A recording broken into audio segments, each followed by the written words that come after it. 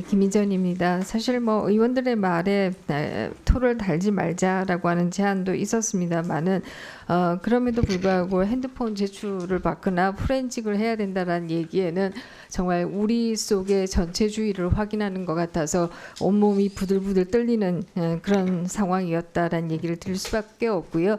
사실 전 문재인 정부에서는 민정수석실에서 감찰반이 영장도 없이 고위공무원들의 핸드폰을 포렌식하기도 하고 그것으로 위협하기도 하고 했습니다만은 이런 상황이 계속 발생해서는 안 되는 것이다. 이런 얘기를 할 수가 있고요. 그것이 윤석열 정부에 와서 민정수석실을 없앴던 이유 중에 하나인 것으로 이렇게 알고 있습니다. 교육부 장관님께 질문을 좀 드리겠습니다. 네네. 먼저 그 채용 비위 관련자에 대한 얘기를 좀 드리겠는데요. 제가 앞에서 지난 국감에서 서울시 교육감님께도 이 질문을 드렸습니다만은 확인을 해보겠다라는 얘기를 하셨는데요. 아마 잘 알고 계실 것입니다. 조희연 전 서울시 교육감이 이 교육감직을 상실하게 된 것은 바로 부정채용 때문인데 그 부정채용 대상이었던 5명 중에 1명은 정년퇴직을 한 상황이고요. 아직 4명이 현직에서 교직 생활을 하고 있는 것으로 이렇게 파악되었습니다. 이 사안에 대해서 교육부 장관께서 직권으로 해직할 수는 없는지요? 그 구체적인 사안에 대해서 좀 우리 담당자가 좀 답변을 했으면 좋겠습니다. 제가 그 좀 고영정 국장님 좀 실장님. 네. 안녕하세요. 네, 안녕하십니까. 교육부 책임교육 정책실장 고영정입니다. 저도 그 서울시 교육감 전 그 교육감 그 부정 그 채용에 관련된 그 질의도 그 감사 기간 동안에 받고요. 서울시 교육감님이 챙겨 보신다고 하셨기 때문에 그 이후에 판단을 해야 맞다고 좀 보여집니다. 네, 서울시 교육감님이 판단하겠다라고 말씀하셨지만 교육감이 교육부에서는 그 이후에 보겠다라는 말씀은 저는 조금 부적정하지 않는가 이런 생각. 아무래도 뭐 저희 이제 특히 교육청과 그 교육부의 관계가 이제 수평적인 파트너십의 관계로 해서 교육 자치를 존중하는 차원에서 또 특히 채용 문제는 이제 교육감님의 주요 소관이기 때문에 이제 그 부분에서의 문제도 좀 교육청 자체적으로 좀 해결을 하는 것이 이제 저희 교육부의 방향으로 저희 알고 있습니다. 네, 그러나 그 교육공무원 임용법에 보면은 제6조의 행정권한의 위임 및 위탁에 관한 규정에서 그 처리가 위법하거나 부당하다고 인정될 때는 취소할 수 있다. 이렇게 되어 있지 않습니까? 네, 맞습니다. 예. 네. 그리고 현행 국가공무원법 제45조의 3의 경우에도 비위 등을 저질러서 유죄 판결이 확정된 경우에는 이 합격된 사람에 대해서 취소할 수 있다. 이 규정이 있는 것으로 알고 있고요. 그러나 현재 교육공무원 인사관리 규정에는 이 부분이 들어와 있지는 않더라고요. 혹시 인사관리 규정에 이 부분을 넣을 생각은 있으신지요? 네, 그것도 좀 고영정 국장이 좀 실장님이 답변하시도록 하겠습니다. 네, 저희가 지금 현재 법령을 면밀히 같이 보고 있습니다. 그래서 그 필요하다면 제가 그것도 검토하고 있습니다. 네, 잘 알겠습니다. 사실 제가 지방으로 이 국감을 다니면서 여러 가지 생각을 했는데요. 그 중에 하나는 차이와 격차라고 하는 것을 어떻게 봐야 할 것이냐. 차이라고 하는 게 어떤 면에 있어서는 혁신을 일으키는 경쟁 이 결국 혁신을 일으키는 바탕이 될 수도 있는 것이다 이런 생각이 들기도 하고요. 또 다른 한편에 있어서는 그래도 기본적으로 어느 수준까지는 특히 우리 어린이들에 대해서는 뭐 제공해야 되는 것이 아니냐 이런 생각도 사실 들었는데요.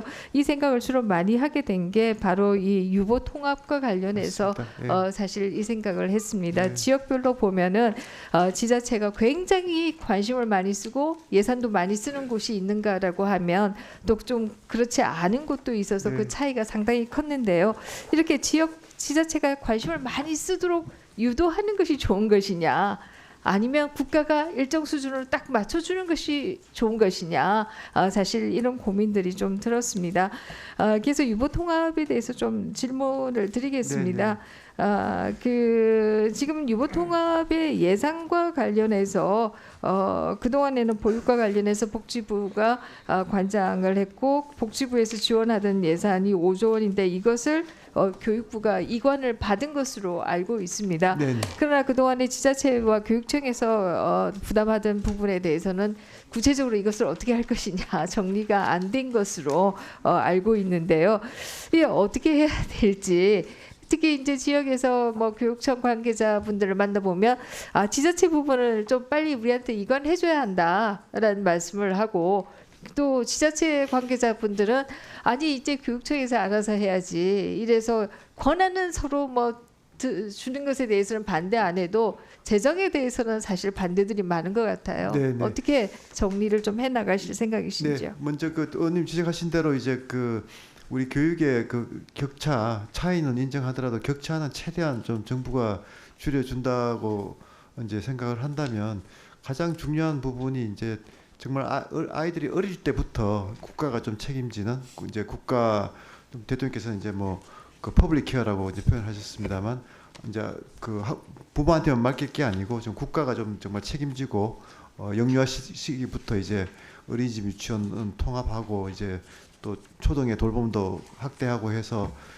영유아 시기에 그 돌봄을 교육과 통합해서 에듀케어 시스템으로 확립하는 것이 굉장히 중요한데 대한민국이 사실 그 부분이 좀 선진국에 비해서 많이 좀 뒤처졌던 것 같습니다. 그래서 이제 역대 정부에서 노력을 쭉 해왔고 이번 정부가 특별히 또 여기에 좀 방점을 두고 있는데요.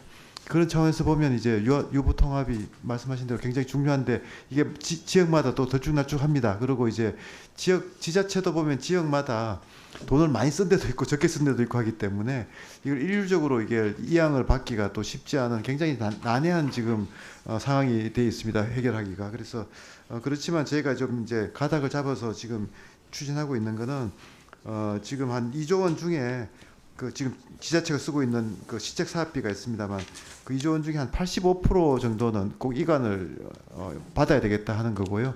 그런 식으로 지금 저희가 설득을 하고 있고 그렇게 해서 이제 그 법규도 그렇게 지금 이제 제정을 하려고 합니다. 국회에서 좀 많이 좀 지원해 주시기 바랍니다. 네.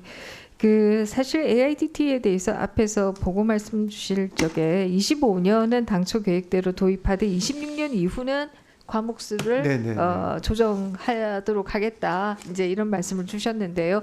이 교육청들과 협의를 강화하겠다는 말씀이신 것 같아서 네. 아주 다행이다 이런 생각을 했습니다. 그런데 이 부분도 역시 지역을 가보니까 교육청마다 준비 상황도 굉장히 다르고 입장도 상당히 차이가 있는 것이 아닌가 이런 생각을 했는데요. 사실 이 준비 상황과 관련해서는 교육청의 또 교육감의 입장과 굉장히 연관되어 있다 이런 생각을 하게 되었습니다.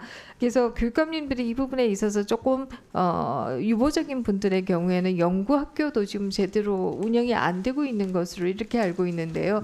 연구학교가 제대로 운영이 안 되고 있는 경우에 있어서는 내년에 시행이 잘 될 수 있을지 걱정도 됩니다. 사실 뭐 이제 그 지역마다 그 교육감님의 또 그런 또 이제 그 정책 방향에 따라서 좀 차이가 나는데요. 뭐 말씀하신 대로 이제 그 격차와 차이를 어떻게 볼 거냐 하는 건데 중앙정부 입장에서는 이제 특히 이제 교과서 제도를 통해서 좀 격차를 많이 해소를 하고 차이 나는 부분은 또 코스웨어들이나 다양한 이제 디지털 기기에 대한 정책들은 좀 가급적이면 지역에 좀 자유를 드리려고 합니다. 그래서 교과서는 국가가 전체적으로 운영하는 제도인 만큼 이 부분에 있어서는 도입에 있어서도 좀 가능한 한 이제 교육청과 협의를 하되 어느 정도 이제 그 합의가 되면 그거는 다 이제 모든 시도가 같이 해야지 그게 격차를 없앨 수 있는 방법이라고 생각을 합니다. 그렇지만 동시에 그 차이를 좀 인정하는 그런 정책들도 꾸준히 추진해서 교육청 나름대로의 또 그런 이니셔티브가 살아날 수 있도록 그렇게 하겠습니다. 네, 그 사실 이제 뭐 이 연구학교 설치에 있어서도 차이가 있지만 또 인프라 구축에 있어서도 각 지역마다 차이가 좀 있는 것으로 나타나고 있고요. 특히 이제 이 AP 설치와 관련해서도 무선 AP와 관련해서도 와이파이 5냐 6냐에 따라서 이 처리 속도나 대역이나 효율성에 있어서 굉장히 큰 차이가 있는 것으로 이렇게 나타나는데요. 근데 이 와이파이 6의 구축률을 보니까 이것도 역시 또 교육감님의 이 디지털 이 AIDT에 대해서 어떤 입장을 가지고 있는가와 상당히 연관되어 있는 것으로 이렇게 나타납니다. 충북의 경우에 굉장히 잘 돼 있는가라고 하면은 또 그렇지 않은 곳도 있고 이런데요. 이런 부분에 있어서도 좀 잘 챙겨 보셔야 되는 것이 저희가 아닌가. 지금 나와 있는 통계보다는 훨씬 더 지금 격차가 많이 좁아져 있습니다. 그렇지만 이제 말씀 주신 대로 특히 인프라 부분은 뭐 지역 간의 그 격차를 최대한 줄여야 될 거라고 생각을 하고요. 그게 중앙 정부의 역할이라고 생각을 합니다. 그래서 교육부가 그 이 인프라가 미비한 데는 적극적으로 지원해서 내년도에 차질이 없도록 그렇게 하겠습니다. 네, 마지막으로 역사교과서에 대해서 좀 여쭤보겠습니다. 오후에 한국교육과정평가원 원장님이 출석하신다니까 본격적으로 좀 여쭤보긴 하겠는데요. 그러나 이 국정감사 후속 조치 현황 보고서를 보니까 물론 뭐 제가 국정감사에서 그 부분 얘기하지 않고 현안 질의에서 얘기했습니다만은 야당 의원님들이 얘기하신 거는 이게 조치가 되어 있는데요. 현안 질의 때 얘기했던 부분은 지금 어떻게 돼가고 있는지 제가 좀 알 수가 없는 이런 상황입니다. 그래서 뭐 물론 이제 이게 단어 한두 개가 문제다 이럴 때는 고치기가 쉬운데 제가 지난번 현안 질의에서 말씀드린 것처럼 전반적으로 접근 자체가 이 일반적으로 수용하기 좀 어려운 부분에 이게 고치기가 굉장히 어렵지 않습니까? 그런 것을 생각해 본다라고 하면 역사 교과서뿐만 아니라 교과서 검정에 있어서도 재검증 제도 네, 이번에 국회에서 그래도 굉장히 그 역사 교과서에 대해서 좋은 그 협의도 해주시고 또 방향도 제시해줘서 그 많이 반영이 됐고 최대한 그래도 저희가 이번에 역사 교과서에 큰 문제 없이 이렇게 진행이 되고 있다고 생각을 합니다. 감사드리고요. 그 지금 지적하신 그 부분에 대해서도 지속적으로 저희가 좀 노력을 하도록 하겠습니다. 이게 지금의 뭐 제도가 완벽한 것이 아니라는 걸 저희도 잘 알고 있기 때문에 계속 좀 보완하도록 그렇게 하겠습니다. 감사합니다. 아까